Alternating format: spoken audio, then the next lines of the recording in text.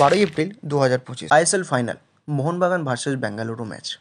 League seal জয়ের পর প্রতীক্ষা এবার ট্রফি জেতার। আমরা প্রতীক্ষার অবসান ঘটিয়ে দুপুর বেরিয়ে পড়লাম পয়লা বৈশাখের আমেজটাকে আরও বৃদ্ধি করতে মোহনবাগানের জয়ের আশা নিয়ে। ট্রেন, ট্রাম, বাস সবেতে সবুজ মেরুনের ভিড়। গন্তব্য ট্রফি। নেক্সট স্টেশন যুব ভারতী ক্রীড়াঙ্গন। স্টেডিয়ামের বাইরে জার্সি উত্তরীয়র মেলা। সময় বাড়তে ভিড়ও বাড়ছে শতাব্দী প্রাচীন এই ক্লাবের অনুগামীদের। ম্যাচ শুরু হলো 7:30। প্রথমার্ধের ফলাফল 0-0। দ্বিতীয়ার্ধের শুরুর কিছুক্ষণ পরই মোহনবাগানের করা ওন গোলে থমকে গেল হাজারো দর্শকের চিৎকার ধ্বনি। এক থমথমে পরিবেশ।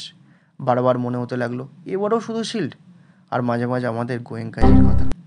কিছুক্ষণ পর পেনাল্টিতে গোল করে ড্র হয় ম্যাচটা। প্রাণশক্তি ফিরে পায় দর্শকরা। খেলা যায় এক্সট্রা টাইমে। ম্যাকলারেনের করা গোলে 2-1 এগিয়ে যায় মোহনবাগান। আরও একবার প্রমাণ করে দেয় কেন ভারত সেরা। ম্যাচ শেষে ট্রফি উইনিং মোমেন্টের সাক্ষী থেকে বাড়ি ফিরলাম। মনে একটাই কথা বাজতে লাগলো, জয় মোহনবাগান।